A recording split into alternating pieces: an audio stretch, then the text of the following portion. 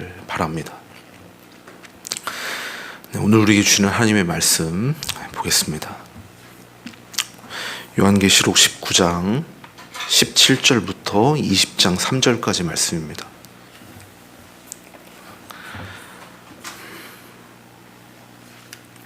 요한계시록 19장 17절부터 20장 3절까지 말씀. 우리 한 목소리로 함께 봉독하겠습니다. 또 내가 보니 한 천사가 태양 안에 서서 공중에 나는 모든 새를 향하여 큰 음성으로 외쳐 이르되 와서 하나님의 큰 잔치에 모여 왕들의 살과 장군들의 살과 장사들의 살과 말들과 그것을 탄 자들의 살과 자유인들이나 종들이나 작은 자나 큰 자나 모든 자의 살을 먹으라 하더라. 또 내가 보매 그 짐승과 땅의 임금들과 그들의 군대들이 모여 그 말탄 자와 그의 군대와 더불어 전쟁을 일으키다가 짐승이 잡히고 그 앞에서 표적을 행하던 거짓 선지자도 함께 잡혔으니 이는 짐승의 표를 받고 그의 우상에게 경배하던 자들을 표적으로 미혹하던 자라. 이 둘이 산채로 유황불 분곳에 던져지고 그 나머지는 말탄 자의 입으로부터 나오는 검의 죽음에 모든 새가 그들의 살로 배불리더라. 또 내가 보매 천사가 무저갱의 열쇠와 큰 쇠사슬을 그의 손에 가지고 하늘로부터 내려와서 용을 잡으니 곧 옛 뱀이요 마귀요 사탄이라. 잡아서 1000년 동안 결박하여 무저갱에 던져 넣고 잠그고 그 위에 임봉하여 1000년이 차도록 다시는 만국을 미혹하지 못하게 하였는데 그 후에는 반드시 잠깐 노일이라. 아멘. 네, 이 말씀에 은혜 있으시기를 바랍니다. 우리는 지난주에 천년 왕국에 대해서 간단하게 살펴보았습니다.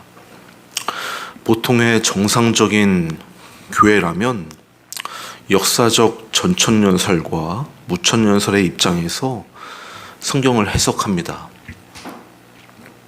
세대주의적 전천년설과 후천년설은 성경과 맞지 않으므로 이단으로 정죄되었습니다.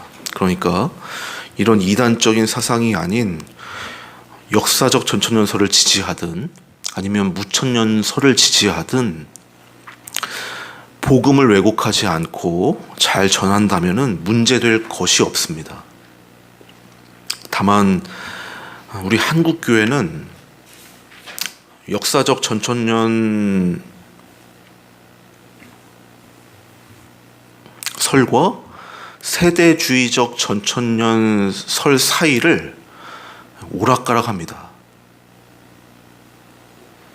한국교회가 급속히 성장할 때 주류를 이뤘던 분들 중에 세대주의자들이 많았고 또 번역된 신학 서적이 그렇게 변변치 않을 그런 시절에 주로 번역이 되어서 이렇게 팔리던 책들의 많은 수가 그런 세대주의적인 내용들을 담고 있는 책들이었습니다. 그러다 보니까 지금도 나는 건전한 전천년주의자다라고 말을 하는 사람들도 말을 하다 보면은 세대주의적인 설교를 이렇게 하고 있는 것을 심심치 않게 보게 됩니다. 이런 위험성이 전천년설에 나타나요. 그래서 우리는 이런 세대주의적 전천년설의 위험을 피하고 또한 성경의 일관적인 해석을 위해서 무천년설의 입장에서 일관되게 이 성경을 해석하고 있는 것입니다. 그래서 여러 상징적인 것들에 대해서 신비하게 문자대로 해석하지 않으므로 좀 재미가 없을 수도 있습니다. 신비적이고 비밀스러운 것을 수수께끼 풀어주듯이 또 성경 구절들을 지금 일어나고 있는 현상들과 또 앞날에 일어날 일들과 그렇게 매치시켜 가면서 신비와 호기심을 자극해주는 그런 세대주의적인 설교가 더 재미있고 신비롭고 사람들을 혹하게 할 수 있지만 그런 유익하지 않은 신비와 본질적이지 않은 허망한 예언이 우리의 신앙에는 전혀 도움이 되지 않는다는 것을 기억하셔야 되는 겁니다. 그리고 그런 신비적인 것, 수수께끼를 풀어주는 것 같은 그런 이야기에 관심 가지시면 안 됩니다. 오늘 본문이 어떤 식으로 해석하느냐에 따라서 해석이 많이 갈릴 수 있는 부분이기 때문에 지난주에 우리가 계시록 처음부터 일관성 있게 보아왔던 그 무천년설의 입장을 다시 한번 정리를 했던 겁니다. 오늘도 다시 한번 이 무천년설을 복습하고 넘어가도록 하겠습니다. 무천년설이란 천년왕국이라는 기간을 문자적인 천년의 기간으로 보지 않는 것이다 라고 했습니다. 우리는 지난주에 성경의 구절을 찾아보면서 하나님의 나라가 이미 왔고 우리 교회가 그 흔들리지 않은 나라를 받았다라는 말씀을 보았습니다. 이 말씀은 하나님의 통치를 받는 하나님의 백성들이 생겨나게 되었다는 것입니다. 언제부터입니까? 우리 주 예수 그리스도께서 오시고 십자가에서 우리의 죄를 위해서 죽으시고 부활하시고 성령께서 우리 가운데 오신 때부터입니다. 그렇게 하나님 나라의 백성들은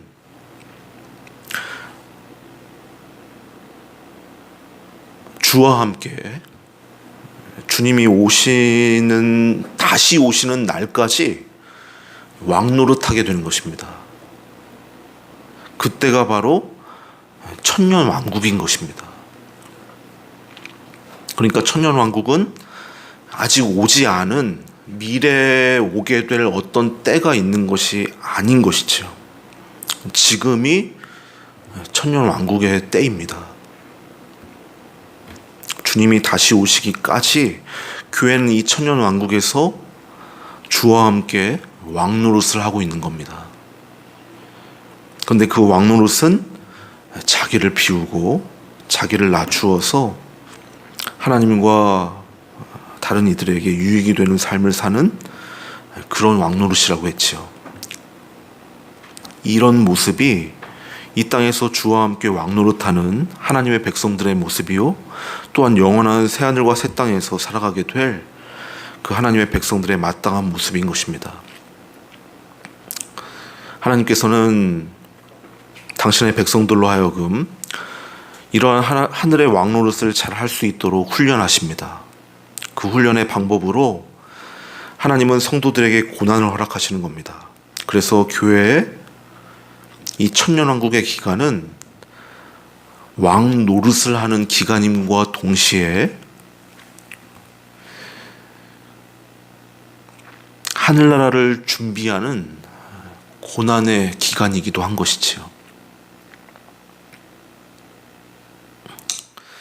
그러므로 세대주지자들이 나누어서 말하는 천년왕국의 기간과 7년 대환란의 기간이 따로 있는 것이 아니고 이 둘은 동일한 기간인 것입니다. 우리가 살고 있는 지금이 천년왕국의 기간이고 또한 대환란의 기간인 거예요. 그러니까 무슨 이상한 이야기들, 신비한 이야기들, 그런 것들에 미혹되시면 안 돼요. 내가 휴거가 될 것인지 안 될 것인지, 천년왕국이 언제 올 것인지, 7년 대환란에 일어날 무시무시한 일들, 이런 이야기들, 그런 것들에 대해서 관심 가질 필요가 없는 겁니다. 이 말을 신앙생활에 무관심하라는 그런 말로 듣는 분이 없으셔야 됩니다. 신비주의에 빠지지 말아야 하는 것이지 신앙의 신비를 외면해서는 안 되는 것이죠. 우리는 가장 신비로운 은혜의 복음에만 집중해야 되는 겁니다. 신앙의 신비는 하나님이신 그리스도께서 사람이 되셨고 우리를 위해 죽으셨고 죽으신 그분이 우리를 위해 다시 살아나셨고 지금 우리와 함께 계시고 영원히 우리를 떠나지 않으신다라는 그 복음이 신비인 것이지, 기적이 일어나고 기이한 현상이 일어나고 병 낫고 부자 되고 내일 무슨 일이 벌어지는지를 맞추는 그런 것이 기독교의 신비가 아닌 것입니다. 우리는 이 복음 안에서 하나님의 우리를 향하신 뜻과 그 뜻 안에서 내가 어떤 존재로 변화되고 있는지, 나에게 주어진 삶을 어떻게 충성스럽게 감당할 것인지를 고민해야 되는 겁니다.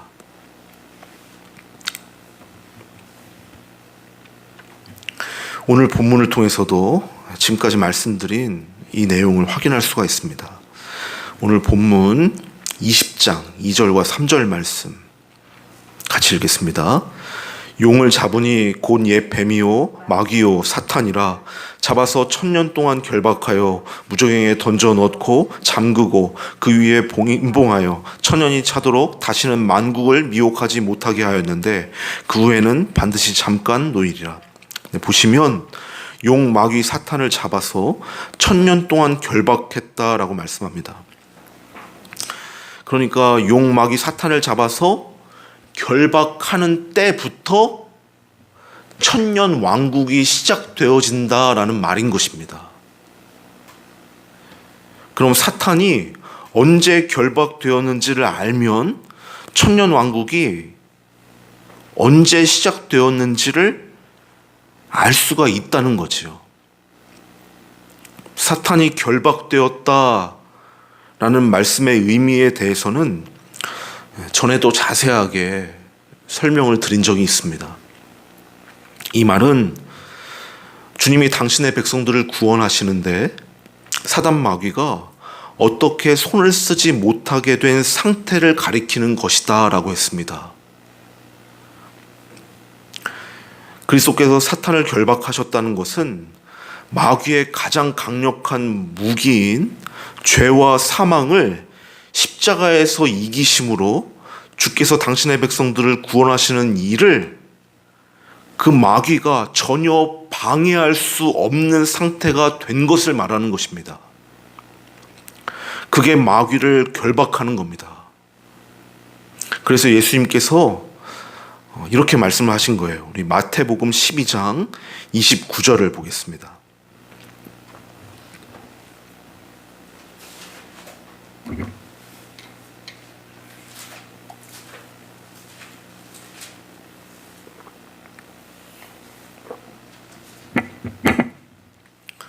마태복음 12장 29절 같이 읽겠습니다. 사람이 먼저 강한 자를 결박하지 않고서야 어떻게 그 강한 자의 집에 들어가 그 세간을 강탈하겠느냐. 결박한 후에야 그 집을 강탈하리라. 예수님께서 이 땅에 오셔서 하실 일을 비유적으로 설명해 주신 말씀입니다. 도둑이 세간을 강탈하려면 먼저 그 집의 강한 자를 결박하지 않고 어떻게 그 집을 강탈할 수 있겠느냐. 먼저 강한 자를 결박하고 그 후에 그 집을 강탈하리라 하셨지요. 여기서도 계시록과 똑같은 결박하다라고 하는 단어가 동일하게 쓰였습니다. 이 말씀은 주님께서 강탈하려는 자기 자신을 그 강탈하려는 자로 비유하신 거예요. 그리고 강한 자를 마귀로 비유하신 것입니다. 또 그 마귀의 소유인 세간을, 그 마귀의 소유가 되어버린, 그 세간이 되어버린 그 죄인들을 교회로 비유해서 말씀하신 거예요. 그리스도께서 마귀의 소유가 되어버린 당신의 백성들을 강탈하시기 위해서 먼저 그 소유주인 마귀를 결박해 버리신다는 것입니다. 마귀는 죄와 사망이라는 무기로 죄인들을 올가매고 주인 노릇을 하고 있었습니다. 우리가 본래 마귀의 세간이요 마귀의 종이었다는 말입니다. 그런데 예수님께서 죄와 사망을 이기시고 그 죄인들의 주인이었던 마귀에게서 당신의 백성들을 찾아오시는 거예요. 이때 주님이 죄와 사망을 깨뜨려 버리심으로 마귀가 손을 쓰지 못하는 상태가 된 것, 그것을 마귀가 무적행에 결박되었다라고 하는 것입니다. 한 말씀을 더 찾아보겠습니다. 요한복음 12장 31절입니다.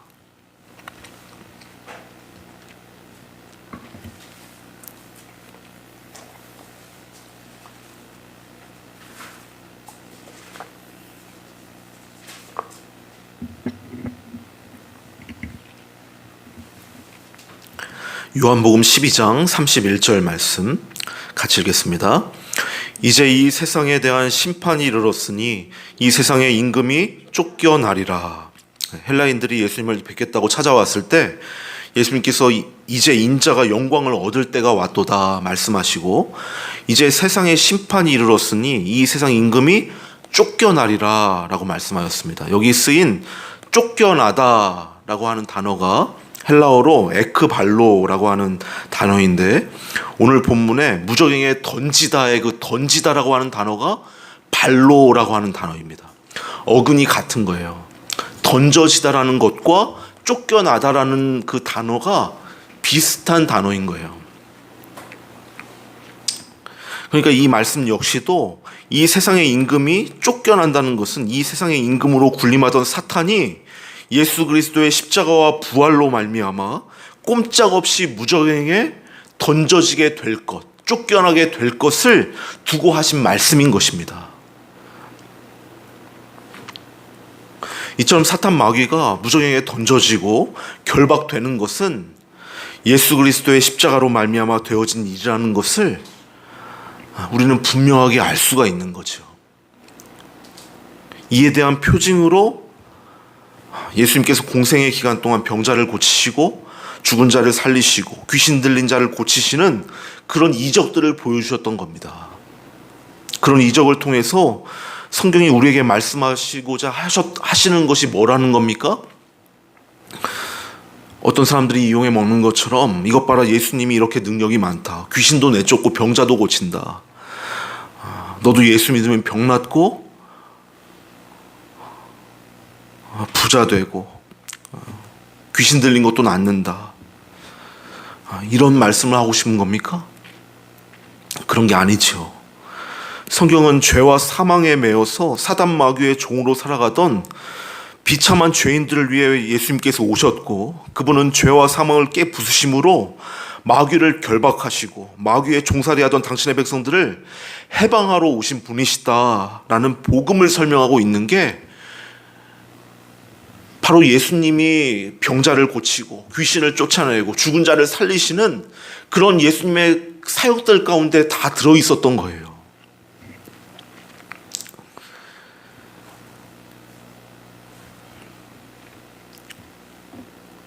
그럼 이제 우리는 예수 그리스도의 십자가로 말미암아 사탄이 무정에게 결박되었다라는 것을 확실히 알 수가 있습니다.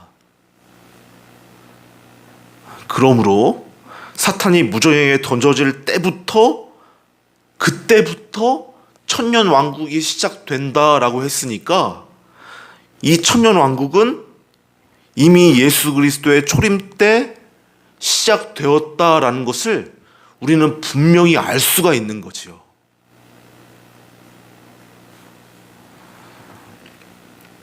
그리스도의 초림 때부터 재림 때까지를 우리는 천년 왕국이라고 부릅니다. 우리는 지금 천년 왕국의 때를 살고 있는 것입니다. 이런 관점을 가지고 오늘 본문 19장 17절 아래의 말씀도 이해를 해야 되는 겁니다. 오늘 본문 19장 17절부터의 말씀은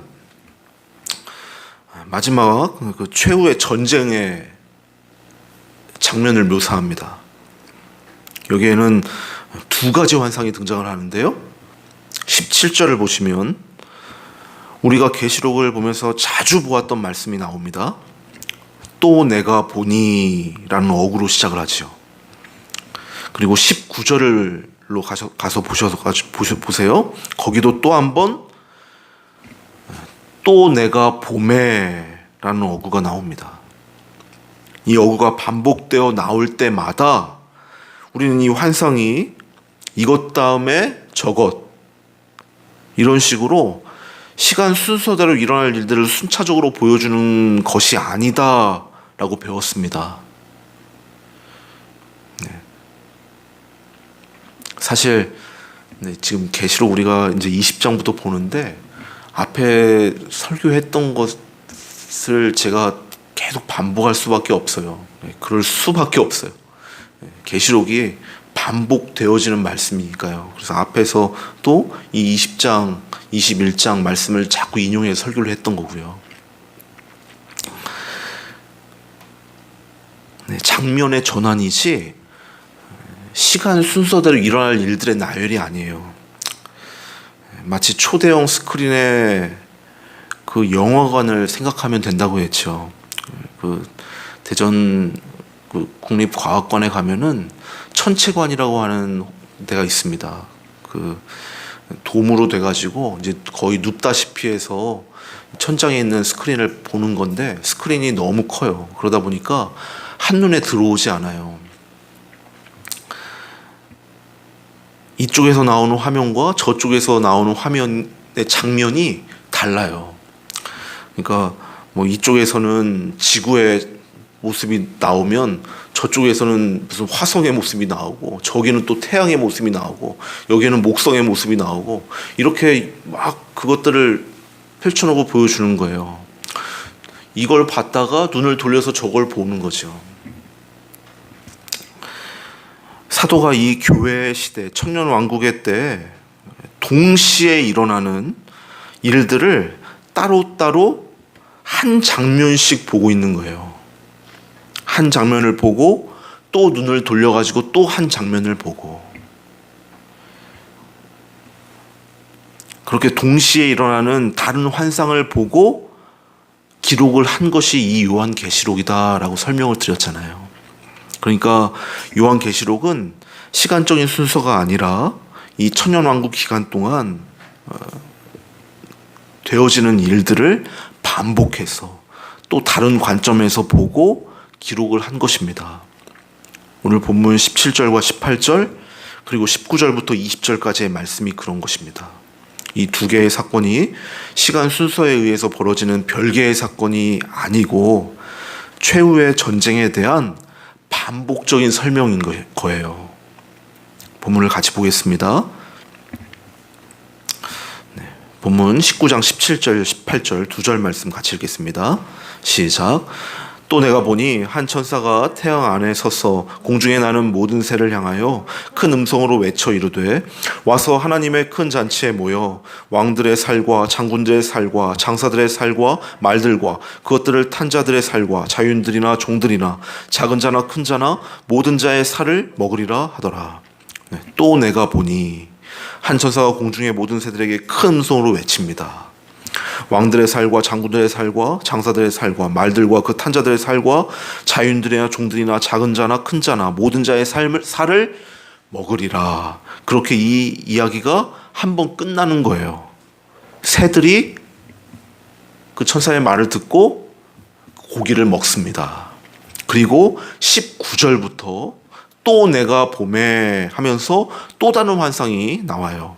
근데 17절과 18절의 이야기가 거기서 똑같이 반복이 되어져 나오는 겁니다. 19절부터 21절을 잘 보시면 거기도 또 새들, 이 새들이 짐승과 거짓 선지자들과 그리고 나머지들을 다 잡아먹는 내용이 나오죠. 우리 19절부터 21절을 같이 읽겠습니다. 시작.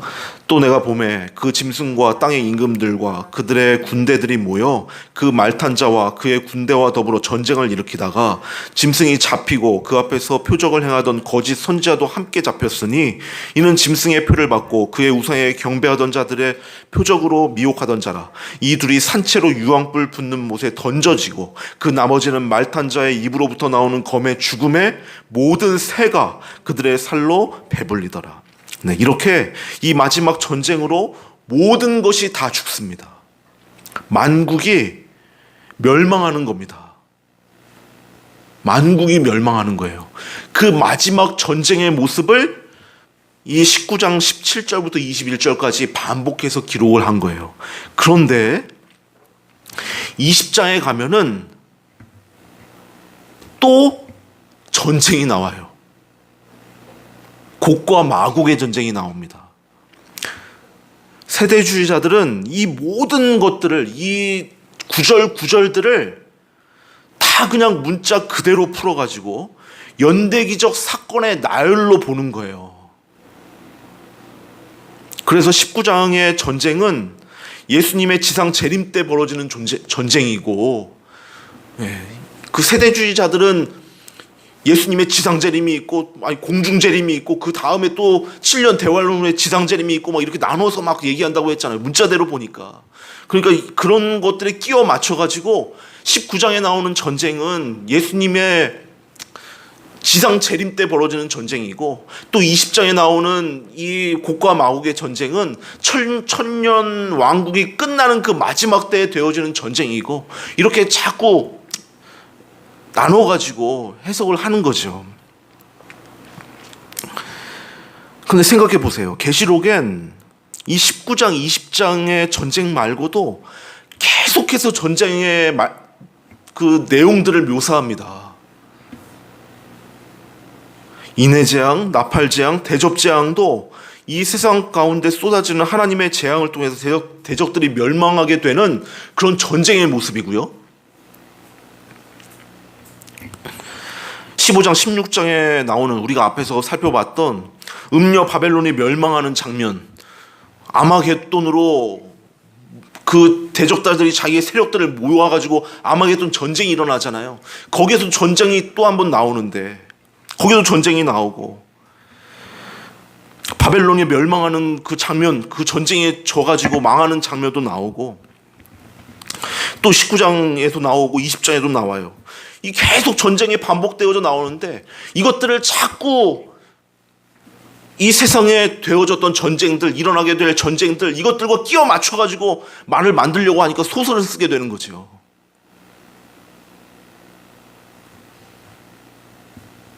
마치 코로나 사태가 터지자 많은 목회자들이 구약의 전염병과 관련된 말씀들, 그리고 계시록의 말씀들을 뽑아가지고 그걸 코로나와 연결시켜가지고 이제 말세가 가까웠다,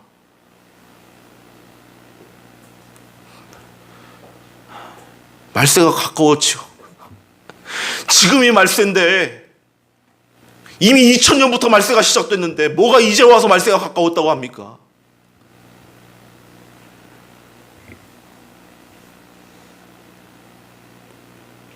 무슨 현상들에 주목해가지고 사람들의 불안감만 조성하고, 그게 바른 성경 해석이겠어요?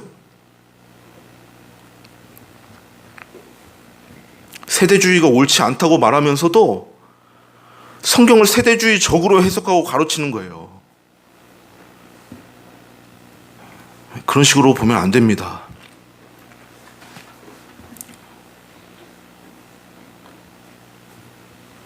계시록은 반복적인 기법으로 기록된 것이고 상징적인 해석을 해야 되는 겁니다. 이미 19장에서 마지막 전쟁이 벌어지고 만국이 다 멸망하는 모습이 기록되어 있습니다. 모든 것이 유황불에 던져져 가지고, 유황불 못에 던져져 가지고 다 타버리고, 나머지는 말탄 자 입에서 나오는 검에 죽고 새가 그 살들을 싹 다 뜯어먹어 버리는 그 완전한 멸망의 장면을 지금 기록하고 있는 거예요. 그런데 20장으로 가면은 그 만국이, 그렇게 싹 다 멸망해버린 만국이 남아있어요. 20장 3절을 보세요. 본문 20장 3절 같이 읽겠습니다. 무정에게 던져 넣어 잠그고 그 위에 임봉하여 천년이 차도록 다시는 만국을 미혹하지 못하게 하였는데 그 후에는 반드시 잠깐 노이리라. 멸망했던 만국이 멸망했다가 다시 생겨난 겁니까? 그런 게 아닙니다. 이 계시록에서 최후의 전쟁으로 그려지는 16장에 나왔던 아마겟돈 전쟁이나 20장 7절부터 나오는 곡과 마곡의 전쟁은 다른 전쟁이 아니에요. 하나의 전쟁이에요. 하나의 전쟁. 그것을 반복적으로 말씀하는 거예요. 인해재앙, 나팔재앙, 대접재앙도 각각 다른 재앙들, 새로운 재앙들, 순차적으로 그런 재앙들, 이런 재앙들 순차적으로 이것 다음에 이거 이렇게 이게 아니라고 했지요. 반복해서 점진적으로 표현함으로써 심판을 강조하고 있는 것이다 라고 말씀을 드렸어요. 우리가 앞에서 봤던 음료 바벨론이 멸망하는 사건은 또 어떻습니까? 찾아볼게요. 계시록 16장 19절 20절 말씀 보시기 바랍니다.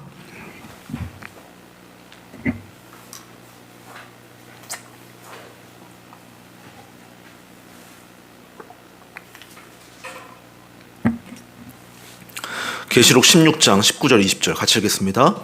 큰 성이 세 갈래로 갈라지고 만국의 성들도 무너지니 큰 성 바벨론이 하나님 앞에 기억하신 바 되어 그의 맹렬한 진노의 포도주 잔을 받음에 각 섬도 없어지고 산악도 간데 없더라. 네, 여기서 바벨론이 멸망하는 장면을 말씀합니다. 그런데 계시록 17장에 가면 바벨론이 또 망해요. 계시록 17장 16절을 보시기 바랍니다. 17장 16절입니다. 같이 읽겠습니다. 내가 본 바 이 열불과 짐승은 음녀를 미워하여 망하게 하고 벌거벗게 하고 그의 살을 먹고 불로 아주 사르리라. 네, 여기 음녀가 상징하는 것이 바로 바벨론입니다. 이미 16장에서 망한 바벨론이 17장에 또 망합니다. 어떻게 된 것이요?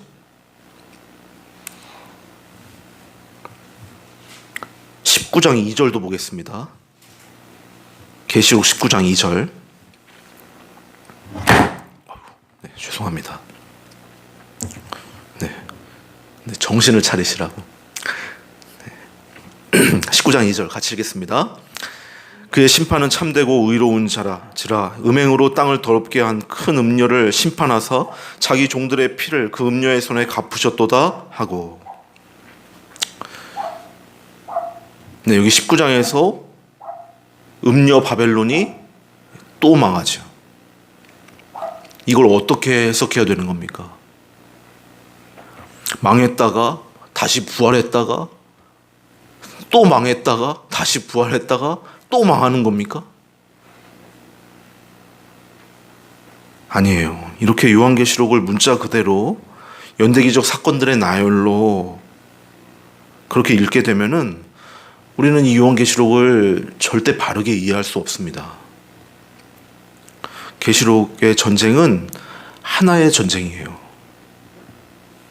그래서 헬라어 성경을 보면은 전쟁이라는 단어 앞에 정관사를 붙이는 거예요. 그 전쟁이에요. 그 전쟁. 계시록 20장 8절을 보겠습니다.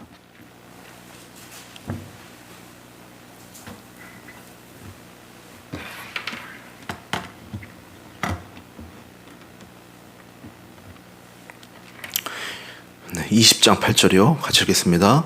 나와서 땅의 사방 백성 곧 곡과 마곡을 미혹하고 모아 싸움을 붙이리니 그 수가 바다의 모래 같으리라. 네, 여기 싸움을 붙이리니 했는데 여기 싸움이라고 하는 단어가 플레모스, 전쟁이라고 하는 단어입니다. 우리 한글 성경에는 빠져 있지만 본래는 그 앞에 호라고 하는 정관사, 그러니까 그라고 하는 단어가 붙어 있는 거예요. 그 전쟁이에요.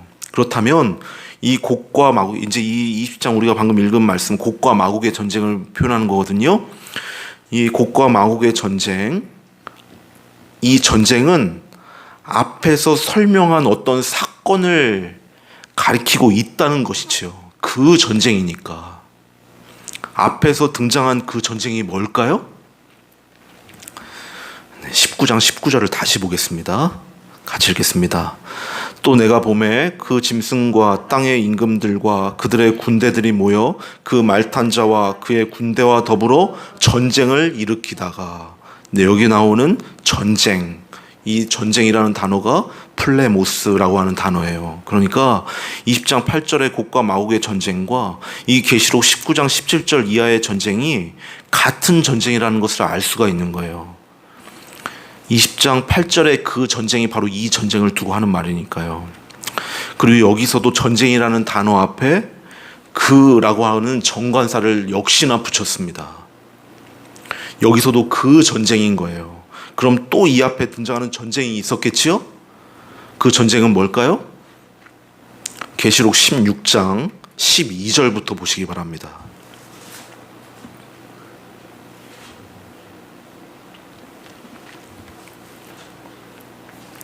계시록 16장 12절부터 16절까지 읽겠습니다. 시작. 또 여섯째 천사가 그 대접을 큰 강 유브라데에 쏟음에 강물이 말라서 동방에서 오는 왕들의 길이 예비되었더라. 또 내가 보매 개구리 같은 새 더러운 영이 용의 입과 짐승의 입과 거짓 선지자의 입에서 나오니 그들은 귀신의 영이라 이적을 행하여 온 천하 왕들에게 가서 하나님 곧 전능하신 이의 큰 날에 있을 전쟁을 위하여 그들을 모으더라. 보라, 내가 도둑같이 오리니 누구든지 깨어 자기 옷을 지켜 벌거벗고 다니지 아니하며 자기의 부끄러움을 보지 아니하는 자는 복이 있도다. 새 영이 히브리어로 아마겟돈이라 하는 곳으로 왕들을 모으더라. 네, 이 장면은 우리가 앞에서도 봤던 아마겟돈 전쟁의 장면입니다. 이 아마겟돈 전쟁은 용의 입과 짐승의 입과 거짓 선지자의 입에서 새 더러운 영, 개구리 같은 더러운 영이 나와서 세상의 왕들을 모아서 여호와의 큰 날이 언제입니까? 마지막 심판의 날이에요. 그날 치르게 될 전쟁을 가리키는 거죠. 그러니까 19장 19절에서 말씀한 그 전쟁이 바로 이 아마겟돈 전쟁을 가리키는 것입니다. 근데 여기서도 14절 말미에 전쟁을 위하여 그들을 모으더라 했는데, 여기서도 전쟁이라는 단어도 그 전쟁이에요. 그러니까 이 아마겟돈 전쟁 앞에서 설명한 이 전쟁 역시도 그 앞에서 설명한 어떤 사건을 가리키고 있다는 것이 되는 거죠. 이 앞에서 등장했던 전쟁은 뭘까요? 계시록 15장 1절을 보시기 바랍니다. 15장 1절입니다. 같이 읽겠습니다. 또 하늘에 크고 이상한 다른 이적을 보매 일곱 천사가 일곱 재앙을 가졌으니 곧 마지막 재앙이라 하나님의 진노가 이것으로 마치리로다. 네, 요한이 일곱 대접에 대해 기술하면서 일곱 대접 재앙이 마지막 재앙이며 이것으로 세상이 막을 내리고 하나님의 진노가 맞춰질 것이다 말씀했습니다. 그러니까 이 역시 마지막 전쟁의 모습을 말씀하고 있는 거예요. 네. 그러니까 정리를 하면은요, 계시록에서 계속해서 반복해서 등장하고 있는 인해재앙, 나팔재앙, 대접재앙의 그 마지막 재앙들과 음녀 바벨론의 멸망에 대한 말씀과 또 오늘 본문을 포함한 아마겟돈 전쟁에 대한 말씀과 그 뒤에 나오는 곡과 마곡의 전쟁에 대한 말씀이 모두 같은 전쟁을 반복해서 다른 관점으로 설명하고 있는 것이라는 것입니다.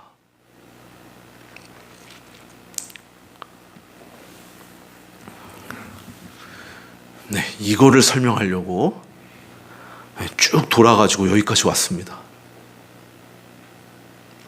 그러니까 이 계시록을 어려운 책, 이해하기 어려운 중구난방에 여러 가지 환상과 미래에 대한 예언이 난무하는 그런 책으로 보시면 안 되는 겁니다. 그런 것이 아니고 우리 교회의 삶 가운데 일어났고 일어나고 있고 일어나게 될 전쟁을 여러 번 반복해서 각각 다른 관점에서 설명하고 있다라는 것을 확실하게 아셔야 되는 거예요.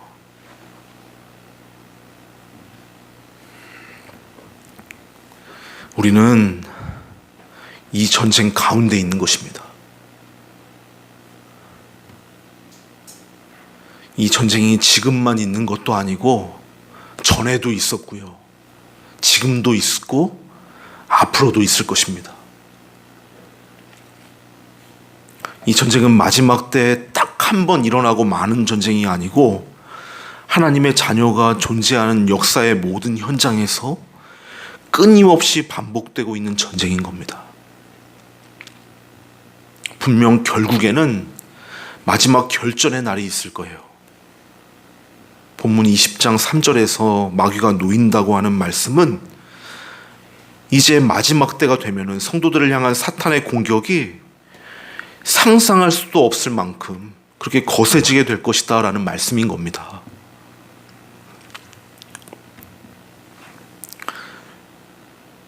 이처럼 마귀의 세력이 더욱 강하게 교회를 괴롭히게 되는 때가 있을 겁니다. 하지만 그런 공격이 우리를 어떻게 하지 못합니다. 왜냐하면 하나님의 주권 아래에서 마귀의 공격조차도 우리의 거룩을 위해서 이용되고 있는 것에 불과한 것이기 때문에 그렇습니다. 우리는 전쟁의 연장선 상에서 끊임없이 작은 전쟁들을 치르고 있습니다. 그렇다면 이 전쟁의 내용이 무엇일까요? 여러분, 이 전쟁의 발단이 뭐였지요? 사탄 마귀가 본래는 천사였잖아요. 그 천사가 하나님께 불순종하고 자기가 하나님처럼 되겠다고 나선 것에서부터 이 전쟁이 시작된 거예요. 그리고 땅으로 쫓겨난 사탄이 역시 에덴 동산에 세워진 하나님의 통치의 질서를 깨버리고 하나님과 대적하는 전쟁을 계속해서 이어나갔던 거죠. 그러니까 하나님과 마귀의 전쟁은 하나님께 불순종하고 자신의 힘을 키워서 하나님과 상관없이 스스로 자기를 책임지는 자가 되겠다, 스스로 구원에 이르러 보겠다고 덤비는 그 마귀의 편과 그걸 절대 묵인하실 수 없다는 하나님과의 전쟁인 거예요. 쉬운 말로 나는 나의 힘으로 나의 영광을 위해 살겠다 라는 자들과 너희는 하나님을 의지하고 하나님의 영광을 위해 살아야 하는 존재야 라고 말씀하시는 하나님과의 전쟁이 바로 이 영적인 전쟁인 것입니다.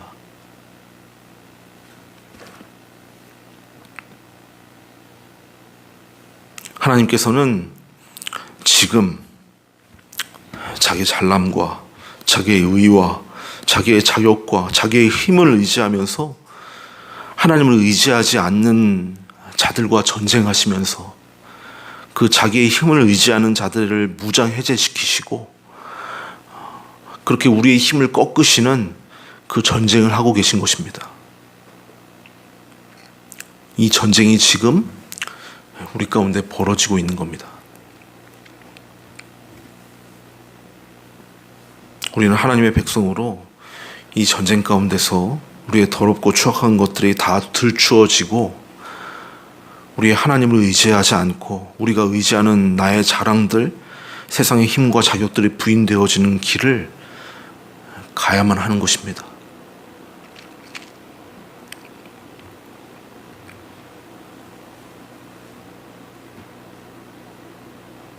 하나님께서는 우리 안에 남아있는 더러운 것들을 다 전멸시키시고 오늘 본문의 말씀처럼 그 모든 더러운 것들을 새가 뜯어먹게 만드실 것이고 성도들을 정금같이 단련해내고야 마실 겁니다. 우리가 요한계시록을 통해서 깨달아야 하는 것이 바로 이것입니다. 하나님은 우리 인간의 역사 속에서 계속해서 그 전쟁에 승리하고 계시고 결국에는 완전한 승리를 거두실 거라는 거죠. 그렇게 하나님께서 역사 속에서, 우리 성도들의 역사 속에서, 교회의 역사 속에서 계속해서 승리를 거두실 것이다 라는 말이 무슨 말이겠습니까? 우리 성도들의 인생 속에서 우리가 하나님 말고 힘으로 의지하고 있던 것들이 자꾸 내게서 잘려나가 버리게 되는 그런 일이 일어나게 된다는 거예요.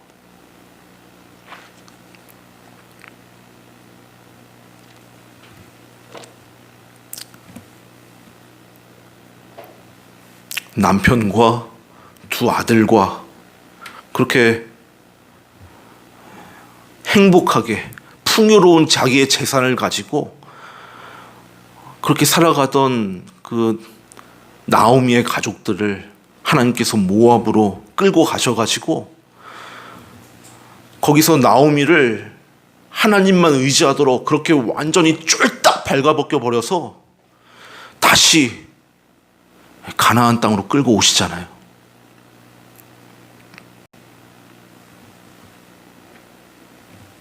그 하나님이 그렇게 나오미를 이끌어 가시는 그것이 바로 하나님의 승리인 거예요.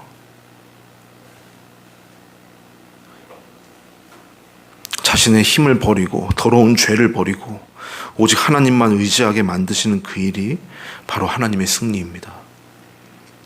우리를 하나님께서는 바로 그 나오미처럼 만들어 가실 것입니다. 두 손 두 발 다 들고 하나님만 찾고 하나님만 의지하게 만드실 겁니다. 기분이 별로 나쁘신가?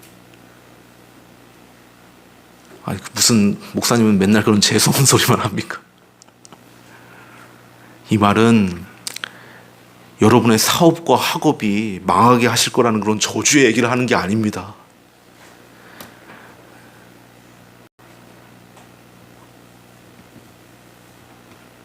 그런 거는 걱정하지 마세요. 그게 아니고 여러분 속을 그렇게 완전히 자랑할 것 없는 자로 오직 우리 주 예수 그리스도 의존적인 존재로 그렇게 완전히 만들어 버리실 거라는 거예요. 그게 우리의 목적 지점이고 우리가 나가야 할 길, 그 목적지가 아닙니까?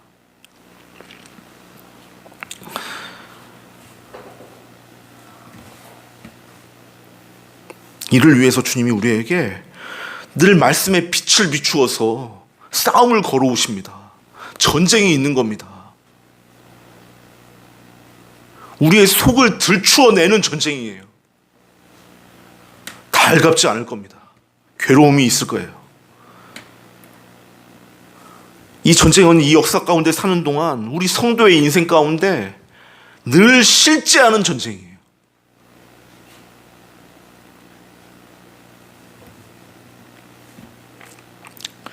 마틴 로이드 존스 목사님이 설교와 설교자라고 하는 책에서 이렇게 말했습니다. 여러분은 기독교를 너무나 감상적으로만 생각하고 있습니다. 여러분은 입에 침이 마르도록 예수님을 사모한다고 하고 예수님을 만나고 싶다고 말합니다. 그러나 나의 생각에는 지금 예수님께서 자기들이 성도라고 자처하면서 예수님을 예배하고 있는 예배당에 나타나신다면 그 예수님은 그 자리에서 또 십자가에 못 박히실 것입니다. 왜냐하면 예수님을 믿는다고 하는 많은 사람들이 여전히 어둠 속에서 빛을 두려워하고 있기 때문입니다.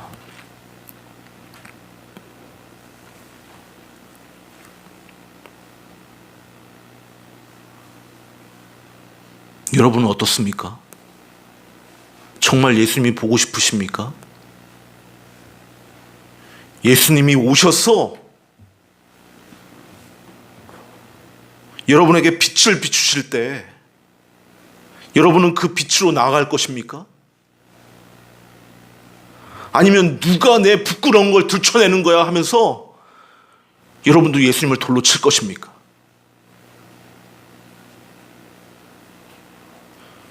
사랑하는 여러분, 우리가 구원받는 하나님의 백성들이 맞다면 정말 우리 자신의 모습을 돌아보면서 회개해야 됩니다. 세상이 우리를 보고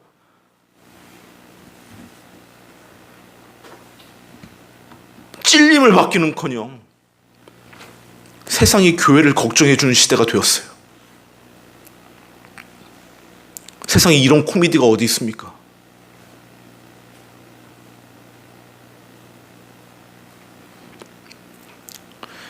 코로나로 인해서 큰일 났다 하죠. 모이지 못해서 교회가 다 죽는다고도 하고, 정부가 교회를 죽인다고 또 원망도 합니다. 막 통곡을 하면서 십자가를 들고 길거리를 행진하는 사람도 있죠. 그런데 생각해 보십시오. 코로나로 인해서 큰일 난 것입니까? 교회가 힘이 없어서 국가의 전횡을 막지 못해서 큰일 난 건가요? 지금 우리가 로마 시대의 그 그리스도인들처럼 잡혀 죽임을 당하고 있습니까?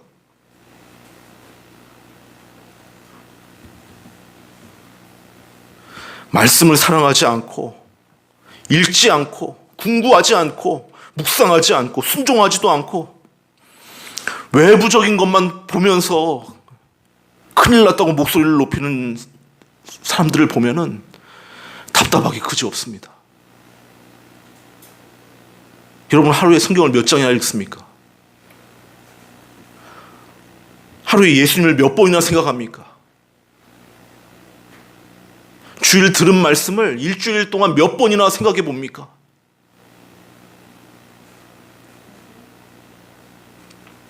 주의 말씀을 순종하면서 환난 가운데 참고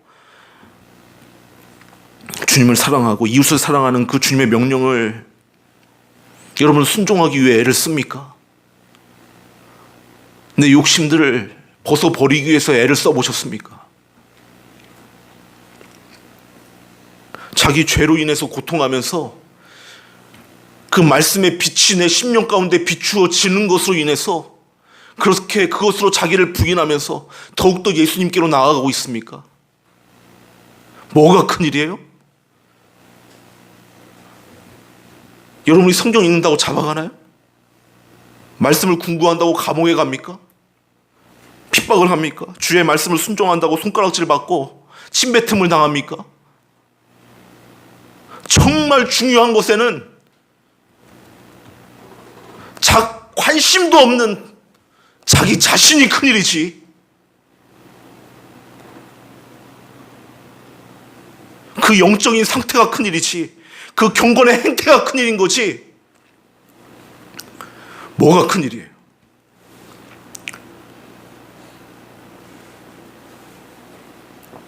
여러분을 율법주의자로 만들려는 게 아닙니다. 외부를 보지 말고 자기를 돌아보라는 거예요. 주님의 말씀은 언제나 하나님의 백성인 우리를 향하고, 그 말씀의 빛은 언제나 우리 속에 있는 죄악들과 옛사람의 더러운 것을 향하고 그것들을 찌르고 쪼개고 후벼 파는 겁니다. 우리 속의 빛을 비추는 거예요. 오직 예수의 빛입니다. 다른 것들은 명암도 내밀지 못할 그런 장대한 빛을 우리 속에 비추실 때 우리는 그 빛 가운데 굴복하고 주를 더 사랑하는 자가 되어야 되는 것입니다. 천부여, 우리가 아까 불렀잖아요. 천부여 의지 없어서 손 들고 옵니다. 그렇게 찬양하면서 더욱 주님께로 가야 되는 거예요. 이 자리로 우리를 이끌어가는 것이 우리 삶에 일어난 전쟁의 목표인 것입니다. 사랑하는 여러분, 잘 견디십시오. 힘들면 힘들수록 더욱 말씀으로 침착해 들어가야지 외부로 눈을 돌리면 안 됩니다. 하나님 우리 아버지의 보호하심과 인도하심이 저와 여러분 가운데 있는 줄을 믿으면서 그리스도를 모시고 살아가는 성도의 삶을, 그리스도를 모시고 살아가는 성도의 삶을 잘 사시기를 바랍니다. 기도하겠습니다.